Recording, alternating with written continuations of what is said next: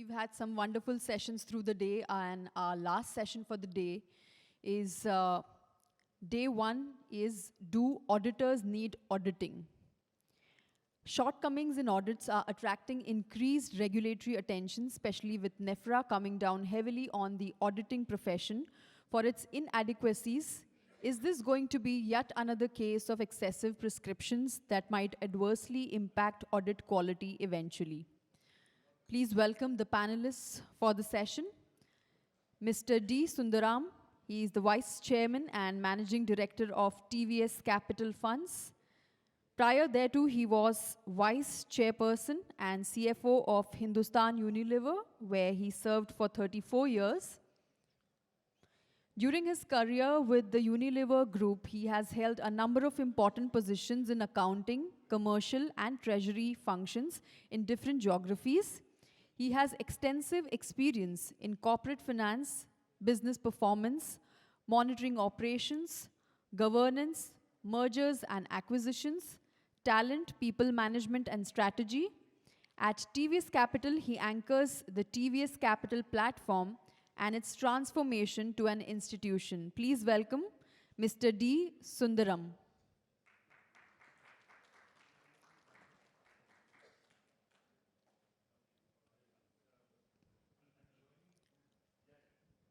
Next on the panel, we have Mr. Jamil Khatri. He's the co-founder and CEO of Unicus Consultech, a tech-enabled global platform which offers ESG and accounting and reporting consulting. Prior to this, he headed the accounting advisory practice of KPMG globally, the only professional within the Big Four to head a global business unit from India. While with KPMG, he also headed US GAAP and SEC practice. He has assisted several Indian companies in transitioning to international accounting practices and in meeting their financial reporting and governance obligations for overseas listing. Mr. Jamil Khatri. Next, we have Mr. P.R. Ramesh, who is the former chairman of Deloitte India. He has over 40 years of experience. He has served on the Deloitte Global Board and the Deloitte Asia Pacific Board. He has been associated with several regulatory bodies, including SEBI, where he was a member of the SEBI high-powered advisory committee dealing with settlement of enforcement actions, the SEBI Committee on Disclosures and Accounting Standards, and he was a member of the Government of India Committee for Reforming the Regulatory Environment for Doing Business in India. He has also been associated with committees set up by the RBI as well as the IRDAI and was a special invite to the National Advisory Committee on Accounting Standards, NACAS. He was the chairman of the Committee on Financial Reporting of the CII. He is currently a member of the Committee on Corporate Governance and Committee of Regulatory Affairs in CII. He is an empaneled expert on IFRS with the International Monetary Fund and is currently the chairman of Insolvency Research Foundation, Mr. P.R. Ramesh. Thank you. Our moderator for the session is Mr. P.R. Ramesh. Over to you, sir. Thank you, and good afternoon, good evening, whatever it may be. We have a very interesting session. It's titled, Do Auditors Need Auditing? I think this is Mr. Damodaran's design, that just as in the previous session he had do managements run companies, he's put in auditors in the panel to answer the question, do auditors need auditing? If I answer yes, then the profession will be after us or throw stones. If I answer no, the users of our services will pillory us completely. But fortunately for me, having been 45 years in the profession, I have two very eminent panelists, Jamil and Sundaram. Both have done audits in their time, but Jamil more so, some of the largest audits he has done. So we will have some very, very interesting answers. But I can tell you this, I will not ask ChatGPT the question for fear that it may say Mr. P.R. Ramesh did the worst audit in his lifetime. So you don't ever know what ChatGPT comes up with. To answer this question, and it's not just about answering yes or no, we need to understand the entire subject of auditing and whether auditors require an oversight. That's broadly what it is. So let's begin by trying to understand what is the state of auditing today in India and across the world. If you go back in time for the last 25 years or 24 years, to be precise, beginning with Enron, we've had a lot of corporate failures outside India and in India too. We've had in India a number of large ones in recent times. We've had in UK some very big ones, Carillion. You had in Europe, you had Wirecard. You have all the big names in the US initially, then you have the financial crisis. Thereafter also you had a lot of failures, including the most recent one which relate to the company which dealt with bitcoins. Having said that, the simple question was, if so many failures are happening, were there signals? Were there whistles blown by the auditors? Did they point out a potential failure? Did they miss craters in the balance sheet as opposed to a hole in the balance sheet? It did cause a lot of loss to investors. So it raises the very fundamental question as to, do we need auditors? What is the value of this service? To enhance the value of this service, do you require oversight? Equally so, I must mention this, that following the failures in the United States, where at that time, in the late 90s, you had the chief of the SEC, Sir Arthur Levitt. He said that most financial statements in the United States were cooked up, some gently cooked, some completely roasted. And this is coming, it's almost like a SEBI chief saying that. And he was, later on proclaimed as the ultimate whistleblower because Enron happened.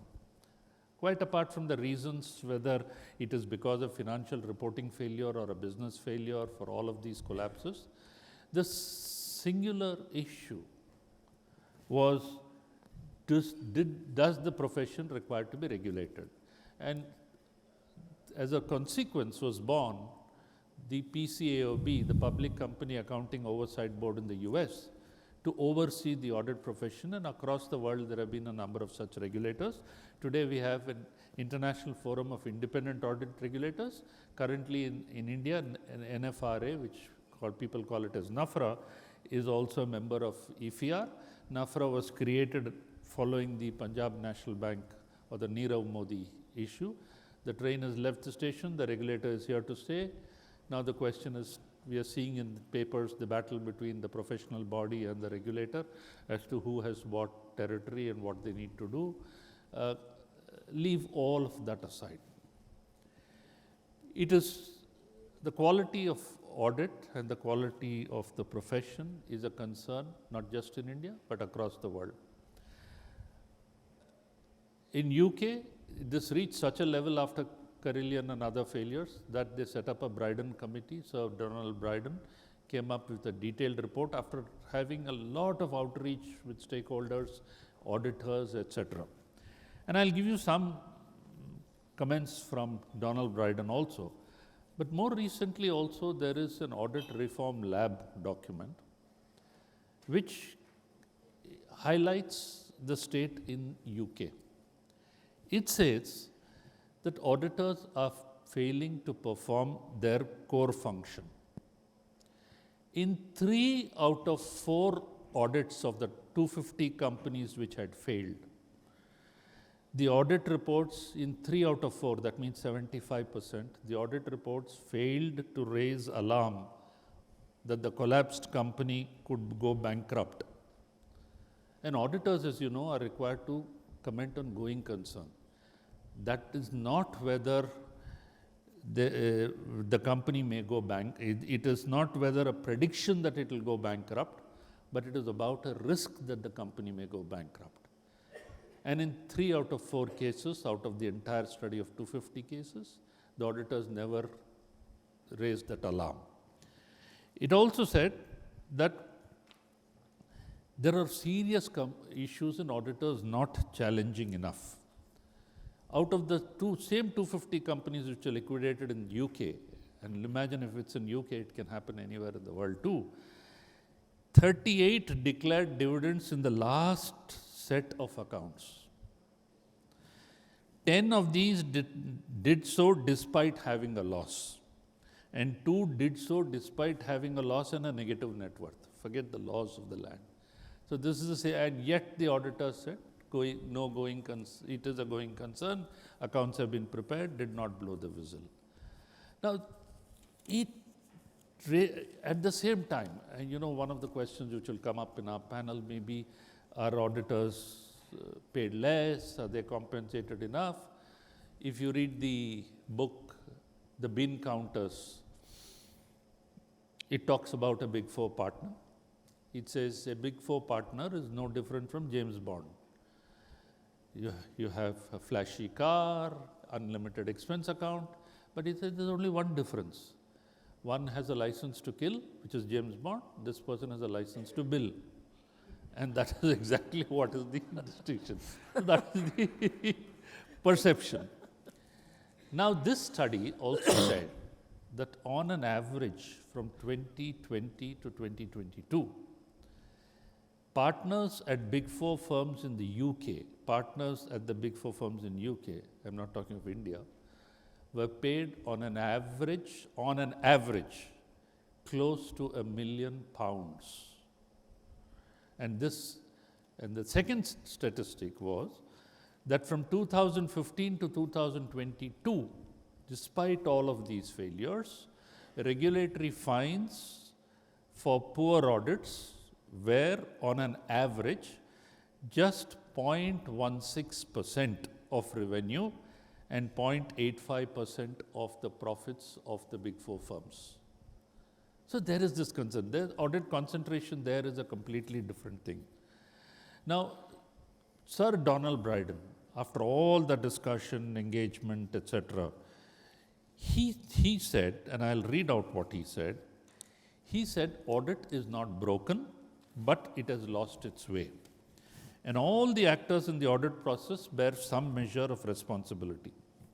He also said, it is a credence good, where the true quality is unknown at its point of use. You don't know the value of audit when you actually get the audit done.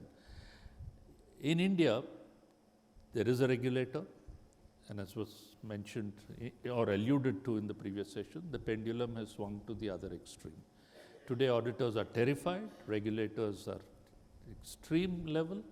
They pick up virtually every sentence in a standard and check for compliance. The pendulum is swung to the other extreme, perhaps is a perception. And that's why this whole issue as to do auditors need auditing? If so, how much? If so, by whom? And that is the subject matter of this panel. And I'll begin by requesting Mr. Sundaram to give his opening remarks. I have a set of questions, but I've just laid the landscape for you. Mr. Sundaram. Thank you. Good evening. First of all, I think the good news is this is the last session. Yeah. So I think that is very helpful. And also those of you who are auditors will be very happy that Ramesh has now said there is a license to bill. So therefore, that should really sort of warm your hearts. I want to thank Mr. Damodaran for bringing me on to this platform to be with two giant auditors, absolutely giants of the profession. So I am the odd one out, clearly. I have not been an auditor.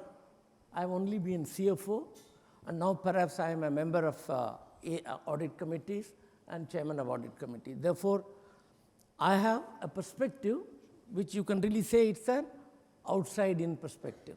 So you just need to look at it from that point of view. In all this, I just start with a very larger purpose, and that's very important for me, any of this. First of all, I think the statutory auditing and the auditor's role, they have a very key block of the capital market, because from the stakeholders are investors, lenders, government, and the boards and audit committees, and the CEOs themselves.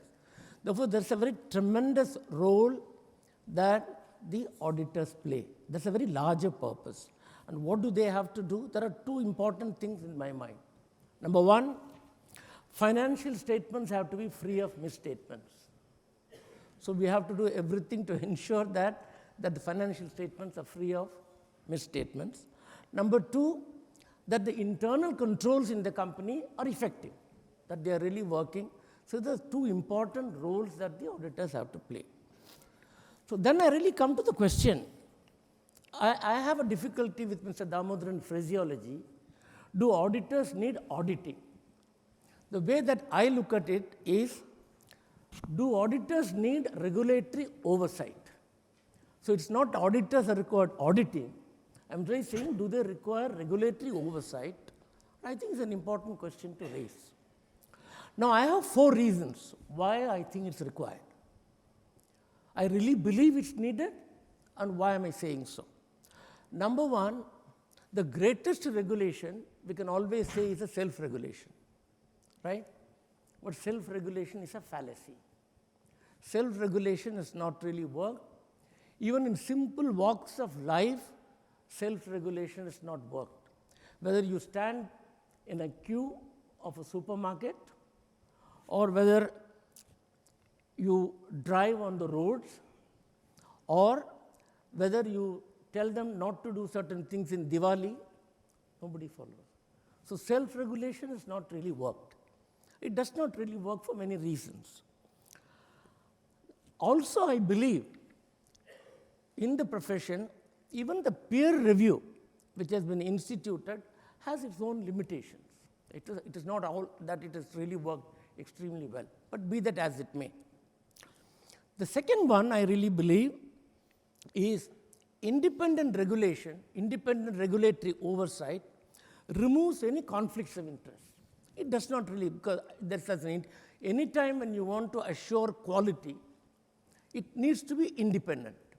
So therefore, you cannot really say that the manufacturing chap should really also assure quality. It doesn't work. There has got to be an independence. So therefore, it removes that embedded conflicts of interest is the second point. The third one, I think, is international best practices,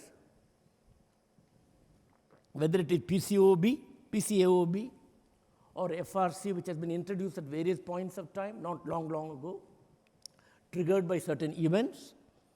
And now I think in UK they are talking about ARGA, that Auditing, Regulatory and Governance Authority. They are really talking about in place of FRC. So therefore, I really believe that there has got to be an independent thing. The last one, the reason I think is, professionally, the auditors must embrace change. If you don't embrace change, I think the change will engulf you.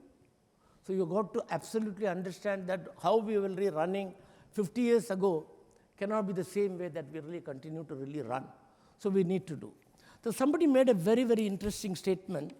When I was doing some work on this topic, there was a gentleman called Sigmund Koch. I don't know how you pronounce it, Koch, I think, professor of psychology at New York University in 1985.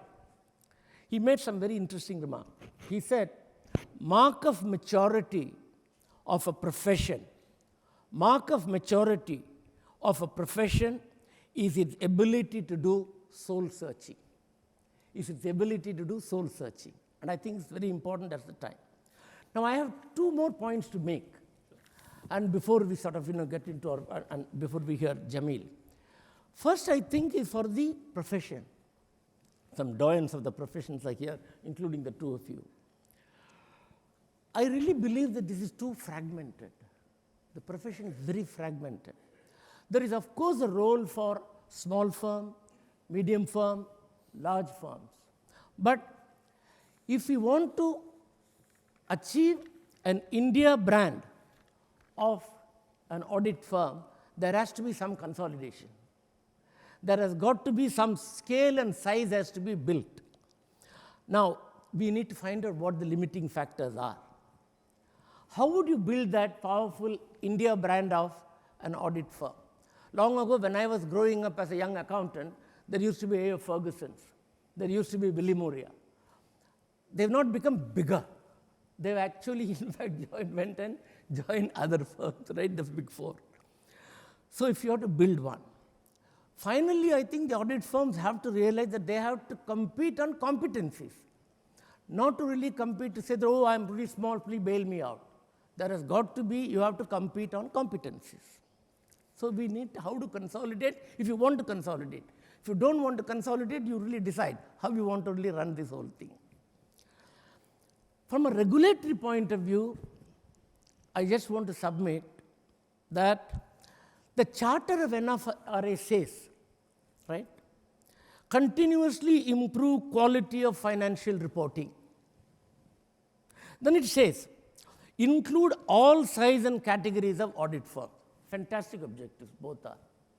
I really believe time has come now, NFRA also has to do development role.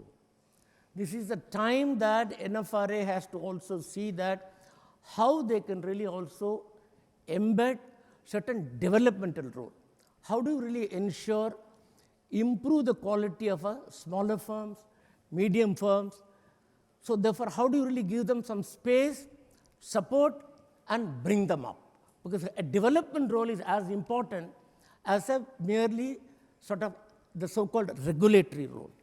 So I will just stop here, and then we will build it up from. Thank you, Mr. Sundaram. I'll come back to you with the questions on the profile of the profession. But just to go back, the legendary Nani Palkiwala in 1986, I recall, while addressing a conference in Mumbai of the Institute of Chartered Accountants of India, asked the question, who shaves the barber? And at that time, he lauded the profession for regulating itself very well. He said, I wish the legal profession had similar self-regulation. But since then, a lot has happened, and you have answered that auditors need to be regulated. There needs to be, or to be subject to regulatory oversight. In effect, perhaps, what you're saying is if you are to serve public interest, you have to be subject to public accountability. And that would mean a regulatory oversight. So, Jamil, you would have noticed that I have not answered the question, but Mr. Sundaram has. So, would you like to begin with your opening remarks? Sure. Being a legendary auditor. Legendary past auditor, yeah, I love it. All right, so thank you for the, Mr. Damodaran, thanks for the opportunity. So I think the first question in terms of whether we call it, do auditors need auditing or do auditors need regulation, independent regulation? I think the answer is a clear yes. As somebody said, that train has kind of moved on. Self-regulation has not worked anywhere in the world, all the reasons that you, Mr. Sundaram, kind of highlighted. So I think the profession has to embrace the fact that there will be and there is an independent regulator who has oversight over what we as auditors do or used to are doing. I think that the question moves on to the important one on, so what exactly should this regulator be doing? I think the conversation in the session earlier that does management do they do business? I think the same thing applies to auditing. Because if a regulator starts stepping into the role of the auditor without truly understanding what it means to be an auditor, there's a problem. So my kind of thought on that is three things. First of all is the composition of the regulator itself. If we have a regulator that behaves like just another auditor and does not have a constructive role, we've got a problem, and therefore the composition of the regulator matters. And I mean, Ramesh, maybe you can kind of talk about this, but I think if you only have, and I'm not saying this in a derogatory manner, but CAG type people on the NFRA, you'll get the outcome that we will get, kind of a thing. So I think important to have a fairly balanced and nuanced kind of regulator there. I think the second element really is that does the regulator understand the ground realities, or are they talking about theory? Because for all of us who kind of practiced auditing for 25, 27 years, it's not that there aren't any issues there, but the way the auditor, the regulator believe they can be solved is honestly very different from ground reality. Ramesh referred to regulators reading every sentence and trying to interpret what should be done. That's not the way ground reality is. So I think there's a problem there.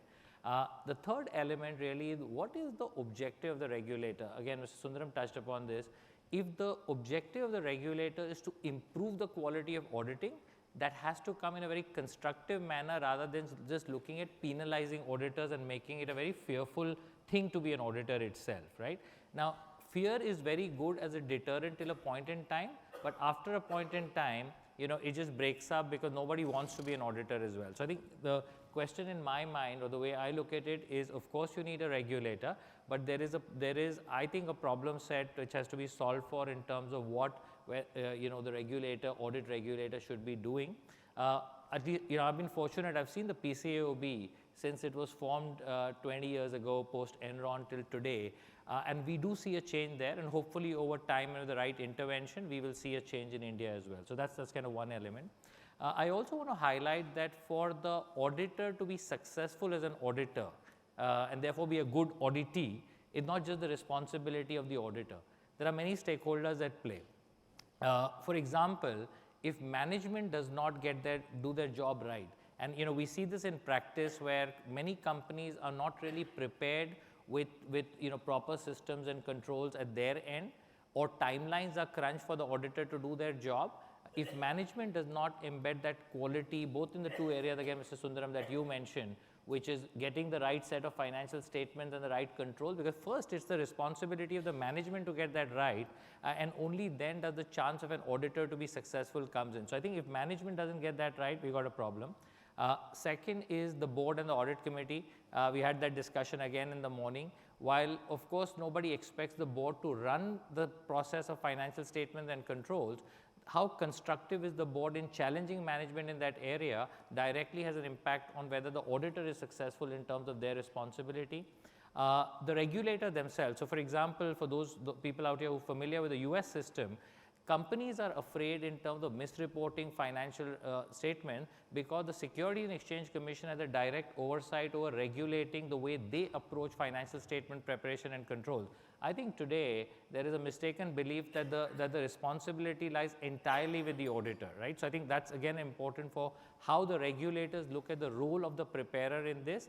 And finally, investors. I think Raman made a good point. And of course, I'm on the other side right now as a startup which investors. So I love the fact that my investors don't get involved in governance. But the reality is that many investors don't spend enough time on matters of governance involving their companies. And I think if that doesn't happen, poor auditor doesn't have a great chance of getting it right if all these different elements between management, regulators, audit committee, board, and investors having a role. So I think that's the second element I like to kind of put in. And I think the final element I like to say, that does not mean that the audit profession does not need to soul search. Mr. Sundaram, again to your point, I think there's a lot of soul searching that the audit profession has to do. It has been doing that for a while. I was again fortunate or unfortunate, Setu and I worked together at KPMG on this. But I think we're still halfway there. There is still a lot to be done. And I'll call out 3 or 4 areas for this group to maybe kind of reflect on. I think first, conflict of interest is real. When we do consulting work, non-audit work and audit work for the same company, I think there is a limit up to which you can tell a company that, look, you are absolutely wrong, and still hope to get work from them in the future when you don't, you're not an auditor of the company. So I think the conflict problem has to be solved for one way or the other. Second is, I think auditors have to do this balance right between growth, profitability and quality. And it's not easy in this country where audit fees are pathetic actually. Frankly, again, I've seen this everywhere in the world. The amount of investment in audit fees is not commensurate to what the expectation from the auditor is, and therefore auditors always have this thing to say, with that level of fee, as they say, itna paisa mein itna hi milega. I think that's the reality, because if you don't kind of play that game right, you will end up losing money on the audit, and therefore you end up in some way compromising. So second element is around how is that balance between the commercial reality of being in the audit business versus doing a high quality audit. The third thing is talent. I think talent is leaving the audit profession in hordes, and therefore the ability of the profession to invest in high quality talent is going to be very important for them to be successful in what they're trying to do. And finally, technology. I think the entire audit profession has underinvested in technology. Part of it is, once again, going back to the point on do you have the ability to invest? Second is also the mindset and the DNA to be, and I know Ramesh, you had a thought on will a future auditor be a technology company? Maybe, maybe not, I don't know. But I think clearly the current the profession has not invested in technology. And I think regulators also, even if you want to, I was with the chief internal auditor of a very large bank, one of the largest banks in the country, great ideas, great thoughts on the use of AI in continuous monitoring and auditing. And he said, listen, but all of this will remain in paper, because if I do this and the RBI inspector comes in to look at what I've done, they'll say you've done nothing actually, because I don't have a trail to demonstrate what my kind of AI model has actually done to get to the answer. So I think, just to summarize from my perspective, regulation required, regulator has to kind of play their job in a constructive manner, otherwise it won't work. All stakeholders have to come together to improve the quality, and finally soul searching by the audit profession along the line that I said. So those would be my thoughts. And the point you missed in your summary, auditors need to be compensated more. As I said, the fees are Okay, let me react to some of it and then come to the questions. In defense of the regulator, PCAOB is today a mature regulator. Correct. So its pendulum also swung from the day it was formed to what it is. It also is comprised of a lot of Big Four, Big Four people, and perhaps that's the point you're making in terms of composition. Today, yes, NFRA has people from C&AG, it has people from the regulators like RBI and SEBI. It has two academicians also as part of the NFRA board, but the 3 whole-time members are primarily from the services. Having said that, in defense of the same regulator, we must acknowledge that it was formed out of a crisis, and all the initial assignments were investigative in nature. Therefore, the orders will seem harsh because those are all arising out of corporate failures. Now they have moved on to inspections and all that, but still, hopefully, at some point in time, that balance will be achieved. But the issue with the compensation of auditors which you raised, and I just read out the fact that in UK, the Big Four partner, and an earnings of a partner is a function of the revenues and profits of a firm. A Big Four partner was paid on an average £1 million. That means the top end could be 5 million or 8 million pounds, which could be 80 crores to 50 crores or whatever. Even by UK standards, that could be generous. Has it resulted in low audit failures? Perhaps the answer is no. Yeah, no. And has there been criticism against the regulator FRC of its oversight? The answer is yes. Correct. That is why they are seeking a new regulator. So the fact that pure increase in audit fees alone will result in good audit may not, I agree. may deal with the situation. But sorry, Ramesh, I'll just make one I don't want to interject, but I think it's important not to undermine the issue in India. I'll tell you there's a problem. I understand. But that is not the only element. Of course, 100% with you. But in India, I'll tell you, I ran this business. I ran the largest audit business in the country.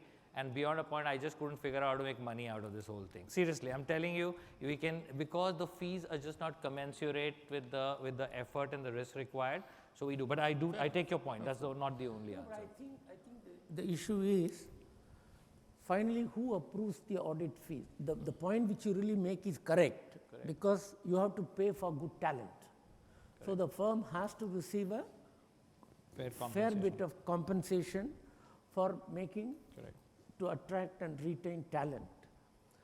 But I think the shareholders finally approve, the board is recommending, it's there, very much there.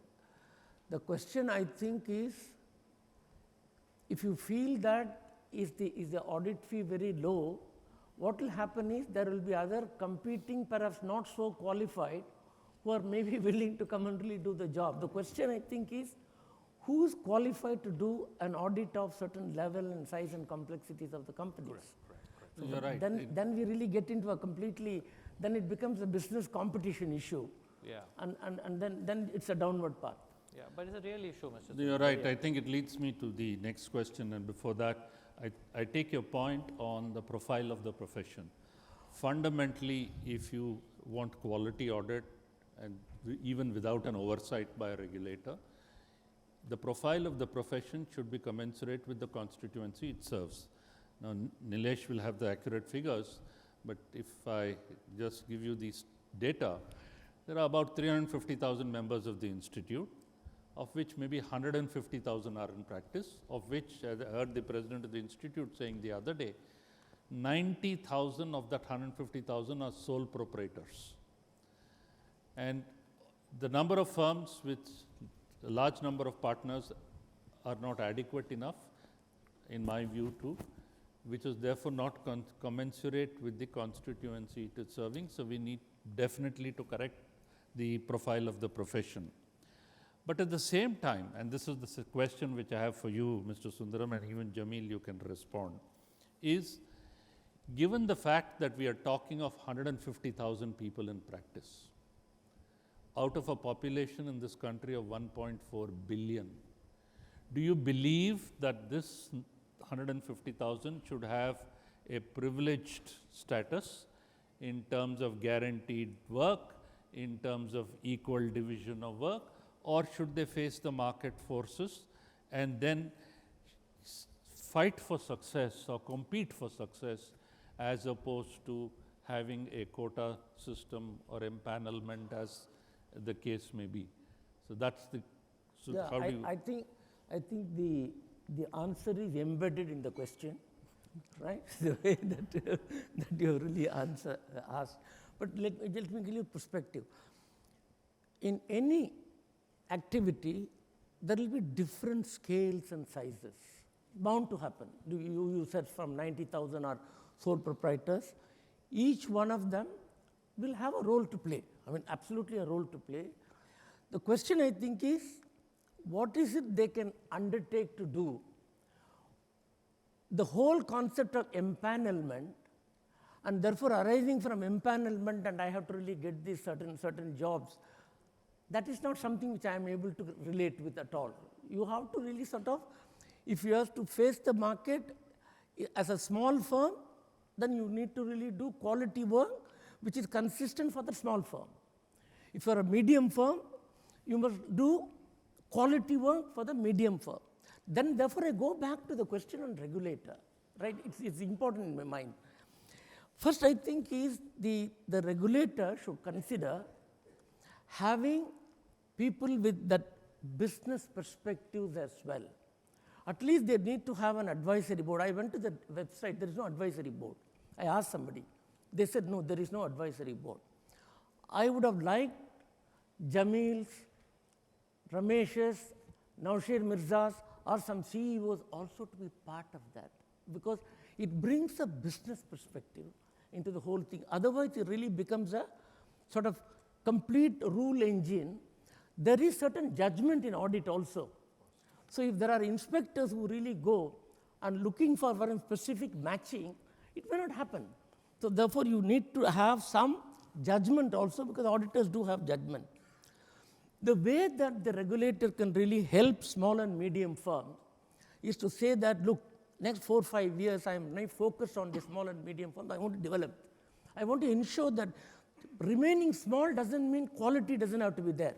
These are not anathema. You can be a small firm, but you can be a high quality firm. But you undertake such jobs only. So that's what you need to do. What they can do perhaps, and some very distinguished auditor is also sitting here, they can do is to have a panel of peer reviews and tell the smaller firms to say that, look, you use the peer reviews, let them give you the input, you bring up your standards. So let us just see that. But that does not still answer my question going back as to how will the profession deal with the consolidation. How many partners of different firms are willing to come together and create a big 2-3 India brands? That's a huge ask. There may be regulatory issues, there may be legal issues. I'm not aware of all that. I don't want to get into that. But it's possible. That needs to be really, that I think is important. So I'll just say. So the empanelment issue is something which I really believe is not really going to help the process. So taking on from what Mr. Sundaram said, clearly if the auditing profession is not relevant, then you don't need oversight. And to address the issue of relevance, Jamil, you've been an auditor for so long. My question to you is, should the auditors take on more responsibility to meet user expectations? For example, being responsible for detecting major frauds. Or can they say, no, our role is only true and fair, fine, we are not responsible for major frauds. So the purpose of our audit becomes a big question mark. Your answer. Yeah, I think clearly it's one thing to say, keep on arguing what is an audit and what is perception. But if perception is something, then there's an expectation as well in some manner. So I think the audit profession has to move and is moving, to be very fair. At a practical level, auditors are much more conscious about fraud risk. Auditors are much more conscious about going concern today as compared to where they were kind of 5-10 years ago. But that's a journey. I agree with the overall assessment that auditors should stop fighting this thing on what is their limited responsibility and figure out that if we had to be more tuned, if that's what the market values, right, from an audit, how can you identify frauds and fraud risk in a bigger manner? But I just go back to the point. I don't think any auditor can do this without all the other elements that are at play. I mean, Ramesh, you've been an auditor. Mr. Sundaram has been in a company. It is for the amount of work you do. Okay, it's very difficult to figure out if it's a well camouflaged this thing. So my again, just the suggestion would be, of course, auditors have to change, but everybody else also has to play the part from a fraud risk perspective. I want to just make one comment on the previous question as well. Actually, two comments. I think there is enough case for specialization. For everybody to say, see, you have a choice as a smaller firm, medium-sized firm, and not the largest of firm. You have two choices. Either you have a choice to consolidate, which is a very fair choice, and I think that's something. It happens in every industry. There's no reason why the auditing industry should not go through that process. Or the second thing is, how can I be a specialist in something? And honestly, there is a great opportunity to do that as well. For example, there are audit firms in the United States that have said, look, we want to be very good auditors of startups and unlisted companies. The moment you become a listed company, this is not our game. They've created a very strong specialization in that area. So the question to ask is, could we have audit firms that say, listen, of course, we're not global, and therefore we may not have the ability to truly audit a global company, but till a particular level, we will be the best in the class that we will do, right? A question to be asked. And I think that's really the way I see that question. It is true that the Big Four, what we quote today as Big Four, were Big Eight. And through a series of consolidation, they become Big Four, right? Having said that, and before I come to Mr. Sundaram, my question to you is, if you want a transformation and quick growth and size, which he's speaking about, do you think time has come to allow private investment into audit firms, to fund audit firms, to provide them the financial muscle to grow quickly? Because growth requires acquisition, growth requires attracting the best people, growth requires investment in technology, investment in physical infrastructure, knowledge infrastructure, whole host of things. Now, if I may have all the ideas, but if I don't have financial muscle, how do I grow and compete in a short time, given the pace of change which is happening? Your answer. How many days do we have to answer this question? Oh, you're going to fund? Oh, right. wow. No, I've done a PhD on this, okay? But I'll keep this sharp. I'll keep this.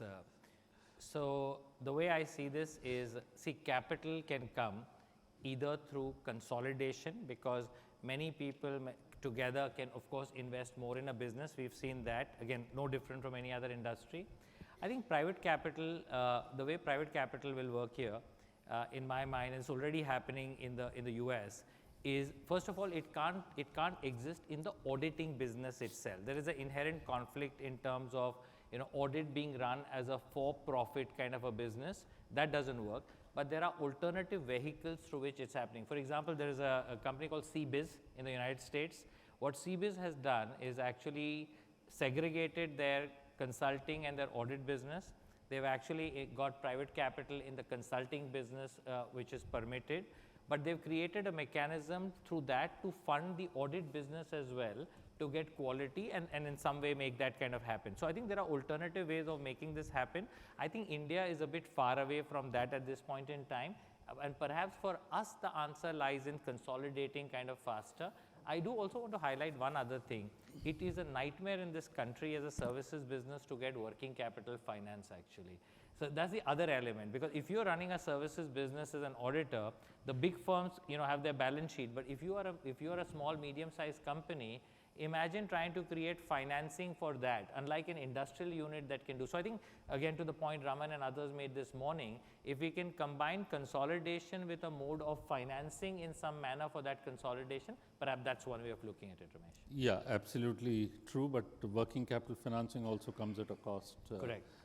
Absolutely. So, one last question to you, Ms. Sundaram. An additional thing is, for size, isn't that the number of partners also is an issue? No, there are restrictive regulations, true. But that also needs to be eased up, according to me. Correct. For example, you just need to say that, finally, you just to be clear as to, somebody has to sign the audit report.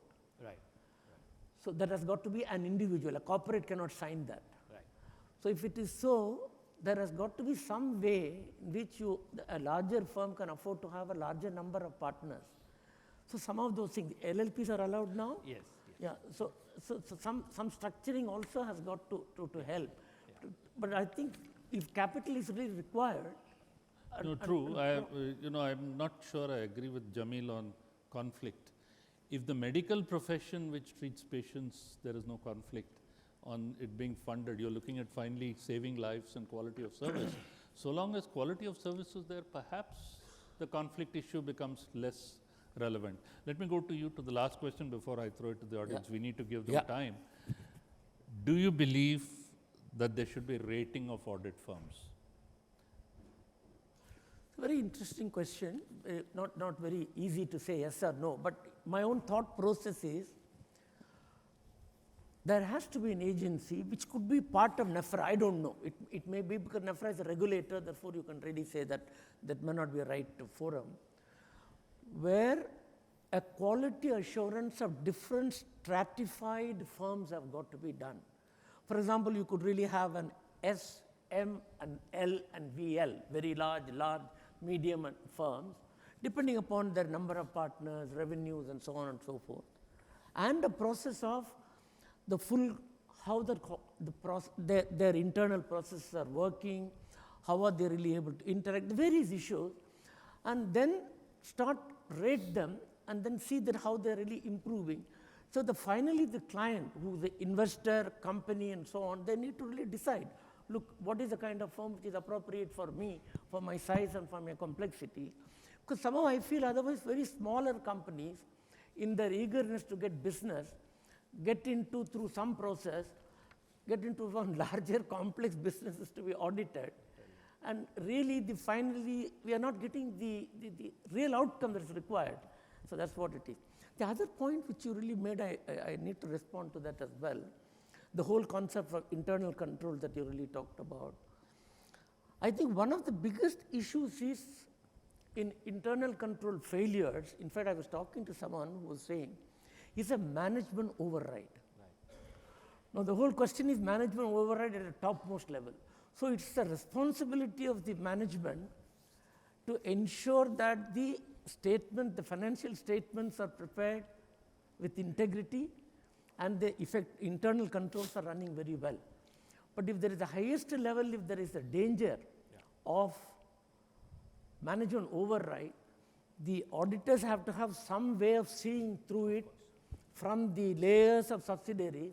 So therefore, it is very important that the auditor has got a full visibility of all the layers of the company completely. And therefore, the recent debate, I really feel I am very much in favor of what the regulator feels needs to be done. Okay, let's reach out to them first. In case there is time left, I'll touch upon that. Yes, Suri. You also have a question? Yeah. Mr. Suri Narayan.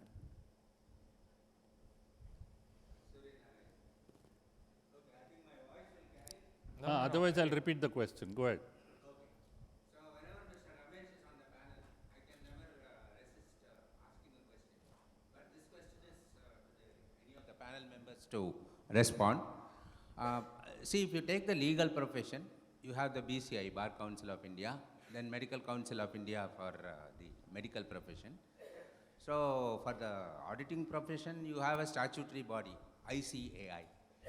So why do you need one more regulator when the other two professions you don't have, the equivalent of NFRA or whatever is there? Why do you need it only for the auditing profession? I thought we discussed the last hour. There seemed to be Mr. a Suri universal Narayan, view. I think the comparison with the legal profession, medical profession is fine, but I think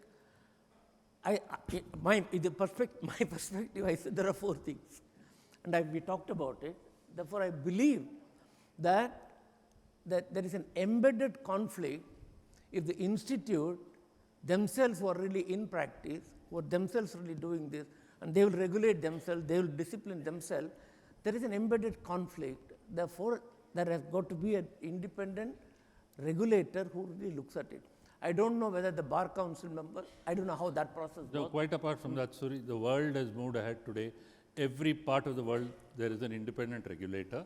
And that started, as I said, from the time Enron, post-Enron. PCAOB. We are only joining the rest of the world because that's the expectation across the world. Our story is no different. Perhaps a time would come where the medical profession may have a similar body, or maybe the legal profession may have, so that we don't know. But yeah, we are not the first ones. We may be the first in a way, it seems, in India, but we are not. Across the world, it's been all over. And as I said, the regulars. Mukesh. And I'll come to you next. I have one observation and one question which I thought this panel will debate. My observation is that if concepts such as class action suits and SFIO were ahead of its times, the concept of NFRA is behind. I think NFRA should ideally have come along with the Companies Act. Nevertheless, to your point, when you said PCAOB, the pendulum has swung and hopefully it will swing. I'm surprised that the panel didn't debate the conflict of interest, auditors providing non-audit services. This is a very big question that comes up before boards and audits committees. My personal view is that the embargo in section 144 of the Companies Act is not sufficient. You ought to have much more stringent standards because you are leaving a discretion with the management, and when the management brings it before the audit committee has very little time. It will be very unfair, inappropriate for the audit committee to question management's discretion. So I think that, I don't know what the views of panel are. No, Hoping that I'll respond you to would that. debate the question of auditors providing non-audit services. Thank you. No, Mukesh, I'm glad you asked the question. It was listed as part of the questions, but in the time we wanted to give to the participants here, I'm glad you asked this question. You know, this whole issue of non-audit services, the broad principle is the Zulu proverb, which says a dog with a bone in its mouth cannot bark. And therefore, they said you need to be able to separate non-audit services and audit services. There could be both perceived conflict and real conflict. And I am an advocate of the fact, not on creating audit-only firms, but definitely to see that you don't do other services, other non-attest services to an audit client. You have the entire rest of the market. And in India, we don't have concentration levels like we have in the rest of the world in terms of audit concentration. So that hopefully answers, and I presume you're in alignment with But that. I think, Mukesh, I am completely in agreement with this. In fact, every audit committee, we just go through to see that what is the auditor. Non-audit services should be practically be zero, if you ask me. Non-attest. Absolutely. Yeah. There'll be some Other certification. than certification, That is there is attest. some small, Absolutely, I we agree agree. with you. Yeah. But that takes us to the question to say that then the auditors must genuinely be compensated well. So it's all circular kind of a thing that we come back to. But I completely am in your school of thought. As a management, I would really say that I'm not very happy to be really able to say that, no, let's give some more consulting and various other services to my auditors. No. I agree as well. Yeah. Your question? Good evening, panel. You know, since the inception of audit in India, I think we've all heard this phrase: an auditor is a watchdog, not a bloodhound. You know, in the famous Kingston case, which came up in 1896. With NFRA and with other regulators coming in, do you think there has been a shift in the mindset of the auditor, and now they are becoming bloodhound instead of sticking to their watchdog, requirements? Well, I'll ask Jamil to respond, but the general feeling amongst the auditing profession is it's anyway a dog's life, right?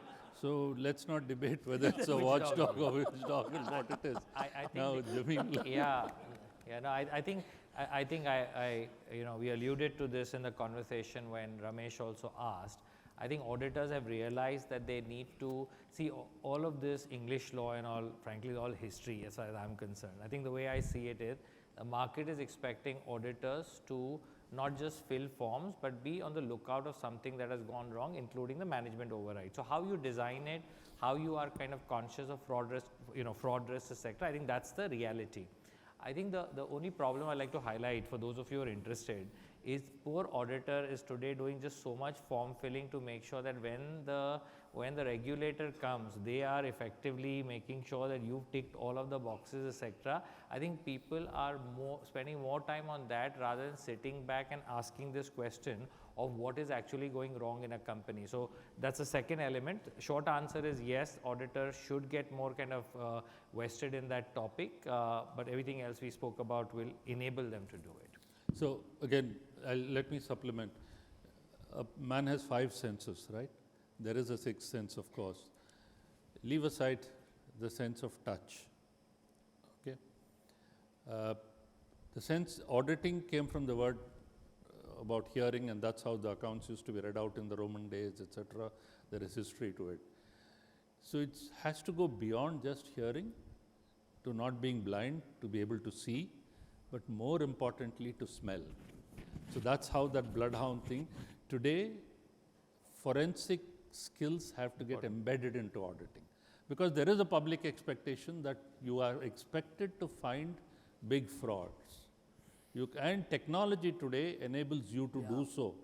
You're no longer sampling as in the manual days.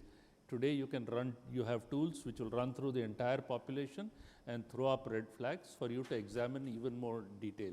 So you can't, and there are enough technology tools also, like even wherever public space you have CCTV cameras, there's enough material available for you to do. So that's the broad answer. Nilesh?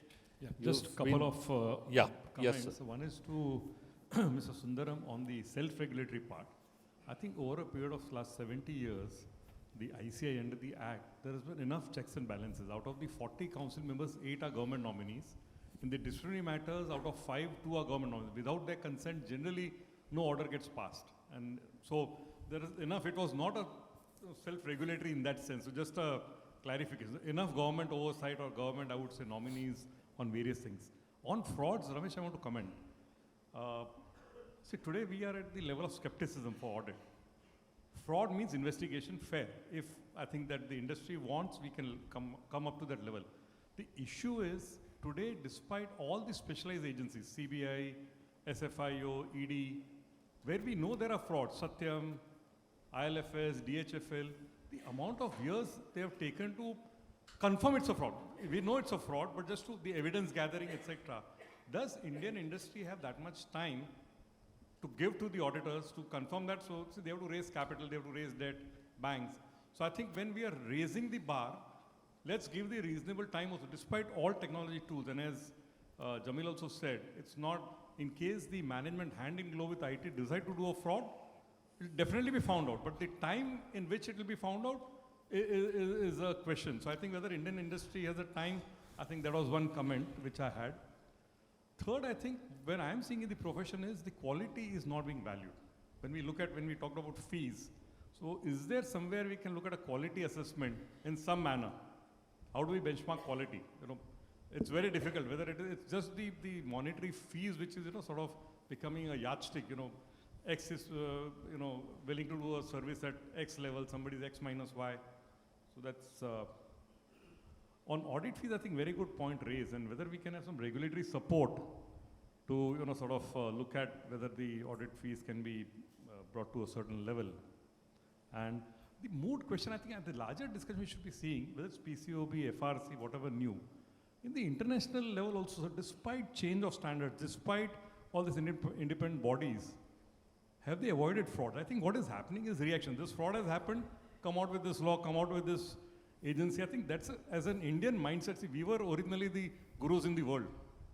I think we need to think differently, is what I feel is, rather than copying the West, let's think through, is this the solution? Because whatever they do, there's a fraud. They brought up PCOB, they brought up, FRC, we got Wirecard, you got Carnelian, whatever we mentioned in US also. So I think that's a Western way of looking at it. Can we have some Indian way of looking at these things and come out with, I don't have a solution right now, but just a thought process, whether we can initiate, we can have some differentiator as far as this is concerned.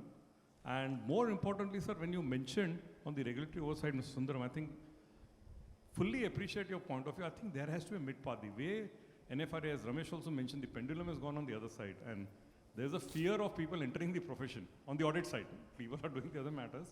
So whether there can be some mid-path, some moderation in the way they are looking at things, and whether just they want to tick the box, each and every sentence comes, rather than, it's like a surgeon who's not doing surgery, just writing how he's done the surgery. So as Jamil, just bear with him. People are not doing audit, I'll be very candid. They're just filling the forms. Different auditing standards, each and every sentence, because today because the people who are reviewing us, they don't know audit. They are going by the standards, line by line, whether there's compliance or not. That's the point we were making. True. So But the dust has settled down now. It'll settle down in US too. Sorry, that in was just India a too. observation. In the US, the pendulum has swung back and there is moderation. Everything is fine. Your question? I think it was a great session and thank you all for that. I have a basic question. All of you have briefly referred about technology. My question is, with the development of technology and with the emergence of para-professionals, does the audit profession face an existential crisis or a crisis of relevance today? For example, in actuarial science, which is considered to be very complex and inscrutable, so much of software has been developed to make it short and simple. So the same thing, I feel many things the auditors do today could be done with the help of technology. So is it time to do a soul searching on this? And is it going forward time to maybe restrict the license to bill? My view is clear on that, and it's always been that there is a serious existential threat, and it is not helping the cause if we defend what we are doing. Because unless we move few steps forward and deal with the expectations, we could take on as to whether the expectation, whether fraud requires investigation, whether we have the time, all those. The real expectation is you are rendering a service which is for a public good, and for that public good to be relevant, there is an expectation of fraud. Equally, as you rightly put it, with technology the way it is, and with AI, the term which is being used so well, and you'll see the developments which is happening. Auditors deal with data. Auditors exercise judgment. Auditors deal with images also. Documents are images in a way. All of these are possible by technology. Even now, forget the developments which will happen. So there is a serious existential threat. There is an introspection which is required. Jamil, if you disagreement. No, I think my view is that there is so much of technology development has happened. Even in internal audit, I asked them, move towards universe testing and not sampling. Set up a rule engine, and go towards universe testing. So when it comes to that, there's so much of innovation has to be really done. This is the kind of thing that the institute should be really working on, rather than really worrying about to really say that, oh, but the NFRA is controlling me and all that. No, please focus on innovation. Focus on how to really develop through innovation to technology, new profession. In my growing up days, we did not get so many whistleblower complaints. Today, I think the auditors have got an exposure. Now we show them. These are the kind of the whistleblower complaint. So they have an idea as to how the internal processes are. Sometimes the question arises, the testing of the internal control system effectiveness, are the auditors doing it rigorously enough? Whether it is IFC or ICOFAR, whichever it is, whether that is sufficiently big. So use technology. Is in institute or the people who are already training, are they sufficiently investing in innovation? These are the soul-searching questions that you should really do. And allow, if there's some independent, somebody is sort of wanting to sort of look at how it to be regulated, I think we should allow that. However, the regulator themselves can improve. But my own feeling is it's an evolution. Yeah. It will really happen. It just started. It will evolve and it will find its own feet, and I think it will fall into place. I just want to make one comment there, Sanjeev, before you comment. I think it will happen. The question is whether the incumbents will do it or somebody else will do it. And I think genuinely this is a question being asked. You know, there's a company called Okta, which is one of the world's largest cybersecurity product company. And I was with a very senior executive in that company, and they made a very interesting observation. So they do identity. It's in a different area, but just to give you a gist. They do identity management, right? So everybody who logs in, are you the right person, password, access control, the biggest. Now their problem is they're saying that if ultimately machines and bots are going to be doing a lot of things, then the real identity risk moves not to the identity of the human, but the identity of the bot and the machine. And of course, therefore, that's the real next level of cyber risk in that example. And the question was, can a big company like theirs move away from what they're traditionally doing to a new way of managing that cyber risk, or will a completely new company come and deal with that, right? I think that's the same thing with the audit profession.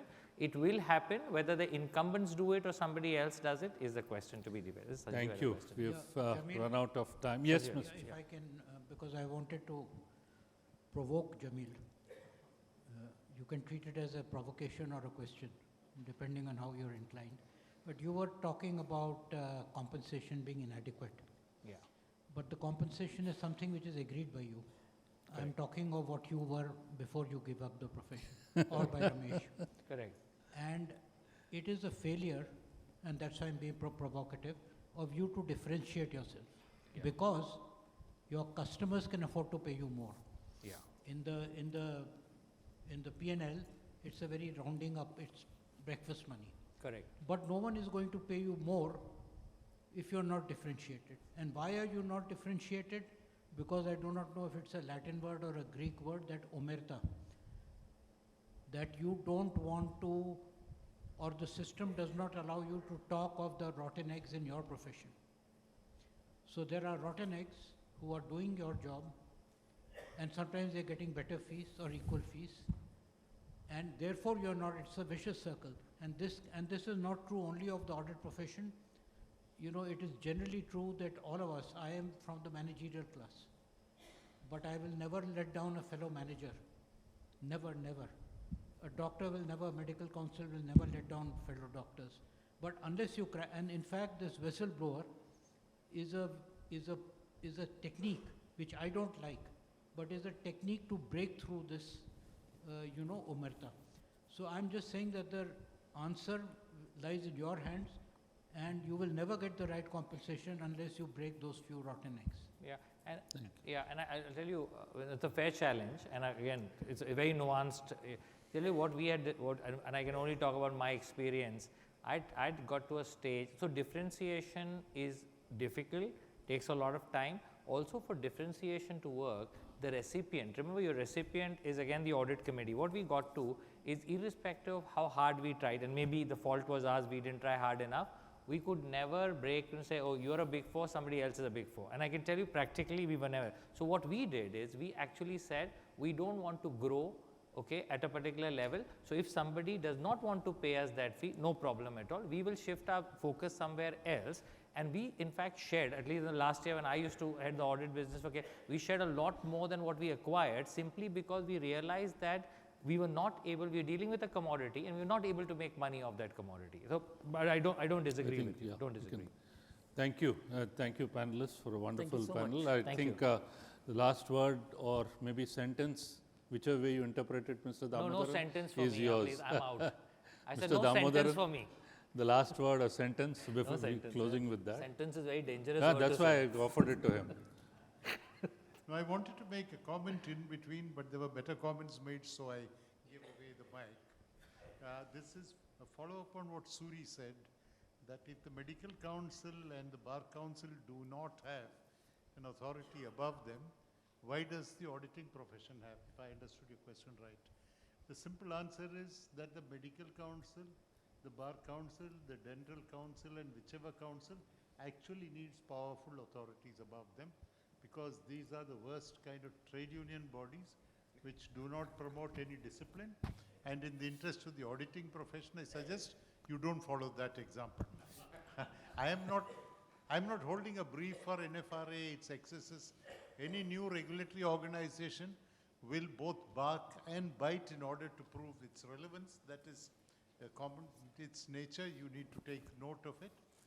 Things will stabilize, but they need to do capacity enhancement, and they need to differentiate between what are the systemic issues and what are the transactional issues. If they don't do that, then we will be having large number of cases, we won't fix the systemic issues. That's all I wanted to say. Thank you. Thank you very Session much. is closed. Thank you. Thank you so much. Wait, Jamil. Thank you, Mr. Sundaram, Mr. Khatri, and Mr. Ramesh for sharing your perspective on an important matter.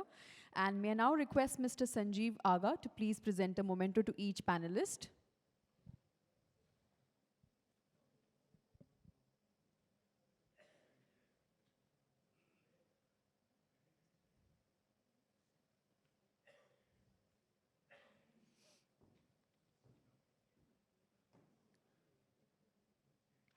So on behalf of each panelist, Excellence Enablers is proud to have sponsored education for one girl child for 1 full year through the NGO Nannikali, a Mahendra initiative.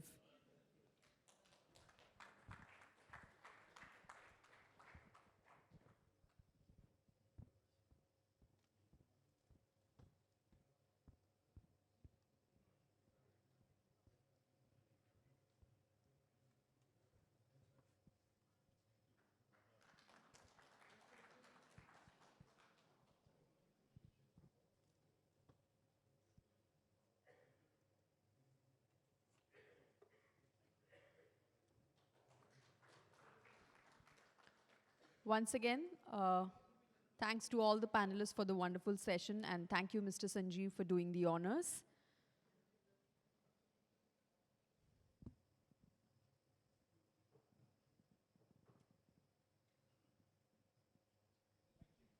So thank you, ladies and gentlemen, for contributing to a really productive day at the Gatekeepers of Governance Summit. We meet tomorrow at 9:40 a.m. in this hall, and tomorrow promises to be yet another interesting day of discussions. We request you to please be on time. Thank you so much.